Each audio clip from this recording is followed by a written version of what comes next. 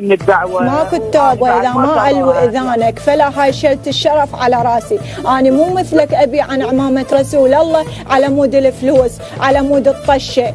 انت مفتهم الطشه بشكل غلط، فاهم لو لا؟ انت لو عندك مبادئ وعندك اخلاق، وانت لو صدق سيد، انت لو صدق سيد او عندك دين ملتزم به وعندك مبادئ واخلاق، ما تتجاوز على مره. لكن انت ما اعرف مفتهم الحياه جدا غلط، طلعتها من ملحها. عيب يوم تتجاوز على عشيره، يوم تتجاوز على محافظه، يوم تتجاوز على بنين الموسوي. فانت لو اكو رقابه واكو قانون عدل ويخلوا لك عد حدك، فلا انت بعد تتجاوز على الناس. بس انت تواجهت كلش. انت لما ابا هاشم، لما ابا هاشم، لما ابا هاشم وقف لك كان انت رحت بالرجلين، فاهم لو لا؟ لو ما سيد مقتدى يوقف لك ويدك صدره كان انت رحت بالرجلين.